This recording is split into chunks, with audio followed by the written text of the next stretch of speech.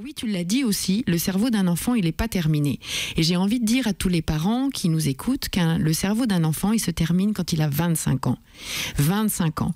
Ça veut dire qu'un enfant qui naît, il a un cerveau qui semble, il est formé, il a un lobe gauche, un lobe droit, il a a priori tout ce qu'il faut, sauf qu'il ne fonctionne a priori, pratiquement qu'avec son cerveau droit. Un bébé, quand il naît, il est dans l'émotionnel. Le cerveau droit, c'est l'émotionnel. Un bébé, il pleure, il rit, il ne sait pas parler pour demander à boire, pour demander à manger, il ne sait pas dire qu'il a froid, il ne sait pas dire qu'il a l'angoisse, il ne sait pas le dire, il est uniquement dans son émotionnel.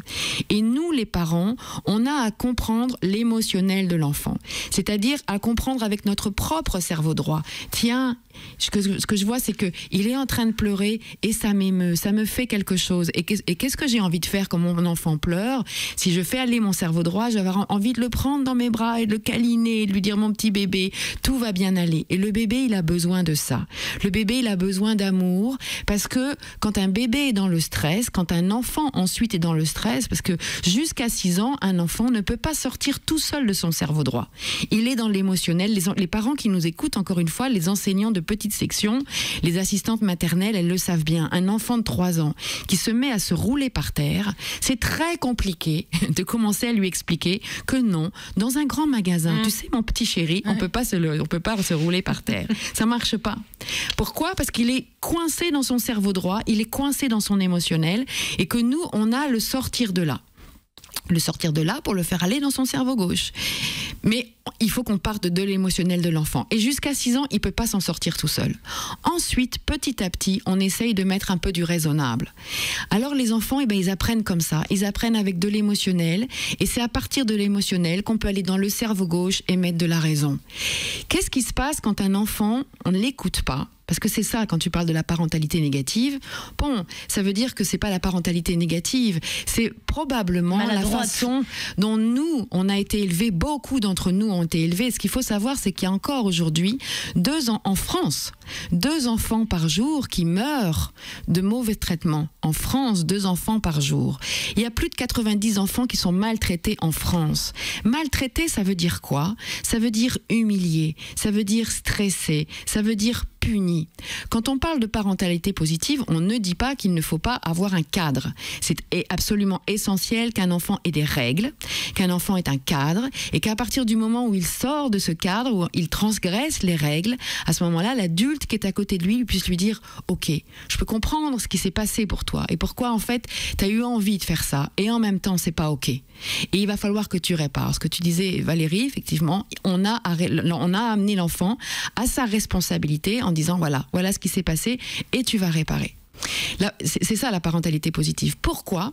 Parce que quand un enfant est stressé, quand un enfant est puni, quand un enfant a peur, il va libérer des hormones qui s'appellent le cortisol, qui s'appellent l'adrénaline. Ces hormones, elles inondent le cerveau immature de l'enfant. Et qu'est-ce qu'elles font? Elles pètent, elles brisent, elles empêchent, comment est-ce qu'on pourrait dire, elles crament, elles grillent les neurones du cerveau de l'enfant. C'est-à-dire que les enfants qui sont tout en devenir, ils ont le cerveau qui est grillé parce que ces hormones qui sont hyper puissantes, elles brûlent le cerveau de l'enfant. C'est incroyable ça.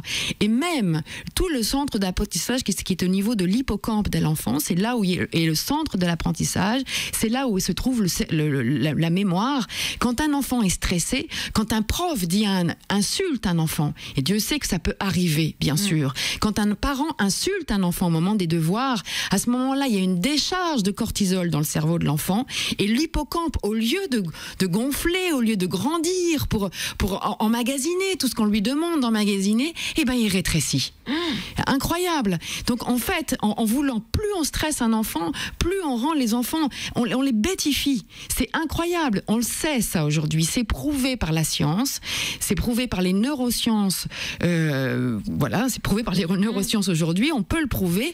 Et ceci dit, on a du mal à changer les choses et à l'école et dans les familles. Mettre en France, je me dis, c'est encore autorisé, une petite claque à un enfant. Non. Une humiliation à un enfant. Non. L'enfant, il a besoin d'être accompagné, c'est-à-dire qu'on puisse lui dire avec bienveillance, je comprends ce qui s'est passé pour toi, en même temps, c'est pas OK. Voilà, il a besoin de ça, un enfant. La parentalité positive, c'est ça. C'est aussi aller voir avec l'enfant qu'est-ce qui est bien, qu'est-ce qu'il a bien fait. Je me dis, quand on est avec l'école, là, OK, qu'est-ce qui se passe à un enfant quand il rend une copie, il a plein de rouge sur sa copie. Plein de choses qui vont changer de couleur. Hein. Mais oui, prenons du vert, prenons du vert. C'est-à-dire que dans une copie, allons regarder ce que l'enfant a bien fait. Ouais. Dans une ligne, par exemple, quand on est au CP, qu'on fait des lignes de A, au lieu d'entourer le A qui est mal fait en rouge en disant celui-là il est pas bien fait, entourons le A qui est bien fait en vert et en lui disant regarde, voilà, c'est comme ça. Mettons du vert dans les copies. Tu mets de quelle couleur, Valérie? Alors moi, merci. Tu sors les crayons de couleur, tu mets des petites fleurs. Moi je fais marcher, j'ai les crayons de toutes les couleurs là. En ce moment ils en vendent 12 par trousse là, et moi les élèves tous l'ont et moi je l'ai. Et moi je corrige une fois en orange, une fois en vert, une fois en bleu turquoise. Voilà, je mets beaucoup de couleurs dans mes copies, dans mes cours, les élèves aussi. Mais je veux rejoindre ce que tu disais par rapport à l'évaluation. Évaluer, ça veut dire mettre de la valeur à. Et moi, je suis toujours effarée que même un élève qui a 17, il n'est pas content parce qu'il n'a pas eu 20. Waouh! Ok. Il n'est pas content parce qu'on lui dit que c'est pas bien. Oui, qu'il aurait pu faire mieux. Pourquoi t'as pas eu 20 si t'as eu 17? Moi je détestais parce que quand je revenais avec une note, ma mère qui me disait et les autres ils ont eu combien? Mais j'ai eu ça, c'est bien déjà. Et j'ai fait l'expérience avec une classe de 6e. Ils sont toujours partants à faire le cobaye. Et j'ai rendu une évaluation et tout était corrigé à l'intérieur. J'avais corrigé, chaque exercice avait le chiffre qu'il avait de réussite ou pas réussite. Et en fait, c'est pas moi qui leur ai rendu la note. Et donc ils sont allés, j'aurais donné leur copie, j'ai dit écoutez, on va vivre une expérience. Et c'est les élèves en fait qui sont allés chercher exercice par exercice, j'ai eu autant. Et en fait ce que j'ai demandé, c'était l'objet, parce que quand ils ont la note, ils regardent la note et après on fait plus rien. Donc je m'étais amusée à cacher la note, à la mettre à l'envers, ou etc., parce que je voulais pas qu'ils voient ça. Et je leur ai demandé en fait tout simplement, de exercice par exercice, d'aller chercher un petit peu les forces, c'est-à-dire qu'est-ce que je sais faire, je sais bien faire, et les choses à retravailler. Et là, franchement, j'étais ébahie parce qu'en fait, ils savent pas faire du tout. Ils ont rempli la colonne de j'ai ça à travailler, je sais pas faire ça, je sais pas faire ça. Et sur des copies avec plein de réussises, ils n'arrivaient pas à écrire leur réussite. Et en fait, on les éduque pas assez, pas du tout d'ailleurs, à se connaître et à mettre de la valeur eux-mêmes à ce qu'ils savent faire. Ils vont à l'école et voilà, ils se rendent pas compte de tout ce qu'ils savent faire. Et alors que c'est ça, dans la parentalité positive, l'idée, entre autres, c'est d'apprendre à faire des compliments à ses enfants, d'apprendre à valoriser ce qu'ils sont en train de faire, pour qu'ils comprennent là où ils sont bons, comment ils ont réussi quelque chose. Par exemple, quand on dit à un enfant, mais même quelque chose de très simple, dessin, les enfants qui commencent à dessiner, qui font du gribouillage. Quand on leur dit, c'est super, il est vraiment beau ton dessin. Moi, je me dis, j'ai eu 5 enfants, j'adorais les dessins de mes enfants. Vraiment, je trouvais que c'était des œuvres d'art. Je les accrochais sur le frigo, comme plein de parents, j'imagine. Et puis après, je les ai encadrés, je les ai mis dans la maison. Et mes enfants, j'étais étonnée, je comprenais pas. Ils me disaient toujours, mais non, je suis pas bon en dessin. Mais non, il est pas beau mon dessin. Je me disais, mais comment je peux leur dire que c'est beau leur dessin? Bien, le problème, c'est qu'on n'a pas à dire que le dessin est beau. Parce que quand on dit que le dessin est beau, on est en train d'émettre un jugement. Et on ne dit pas, l'enfant il a besoin de savoir ce qui est notable dans le dessin, ce qui fait que son dessin est spécial. C'est-à-dire qu'ensuite, lui, il va le juger. Mais le compliment, ce serait de dire, waouh, ce que je vois, c'est que tu as pris une feuille, tu as mis du vert, tu as mis du rouge, tu as fait des planques en orange. Et dès qu'on commence à décrire le dessin comme ça, c'est incroyable, l'enfant, il commence à décrire son dessin. Il commence à dire, oui, c'est parce que là, il y a un bonhomme, tu comprends, il voulait sortir. Il écrit, voilà, et c'est parti. Et c'est lui, du coup, qui est fier. Il est fier de ce qu'il a produit. Et le compliment dans la parentalité positive, par exemple, ce que j'apprends aux parents ou ce que j'apprends aux enseignants, c'est comment on fait un compliment. Un compliment, c'est pas un jugement. C'est pas quand un enfant ramène une bonne note à la maison, puisque c'est comme ça qu'on parle. Les enfants, il m'a ramené une 5 en maths. Quand les enfants nous ramènent un 18 en maths, ce qui est vraiment important, c'est pas lui dire super, t'as une bonne note en maths. Oh, ce qui est intéressant pour l'enfant, c'est de lui dire, dis donc, ce que j'ai vu, c'est qu'hier, tu as passé tout ton mercredi après-midi sur tes maths, j'ai bien l'impression que ça a payé. C'est-à-dire que l'enfant prenne conscience que ben oui, quand il travaille, ça paye. Et puis éventuellement la note d'histoire qui est à côté, qui est pas terrible, et ben même on l'occulte celle-là. C'est pas très grave parce que quand on peut dire à un enfant, je vois qu'en fait quand tu as travaillé toute une après-midi, ça paye.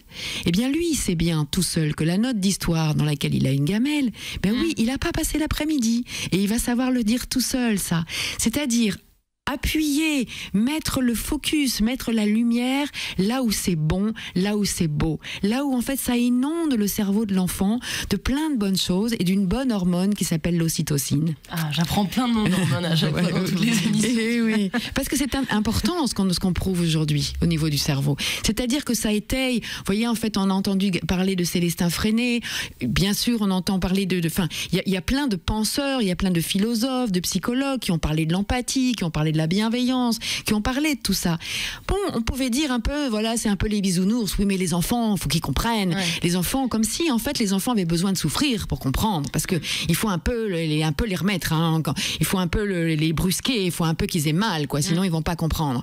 Non, aujourd'hui, ce qu'on peut prouver, c'est que cette intuition géniale qui était l'empathie, qui était la bienveillance, qui était le jeu, eh bien, c'est ça qui est bon pour un enfant. C'est ce que la science prouve aujourd'hui. Donc, c'est absolument essentiel. Et je me dis, finalement, on prouve tout ça, mais qu'est-ce qu'on change ? On a la responsabilité, nous les parents, nous les éducateurs, de changer quelque chose dans l'éducation de l'enfant.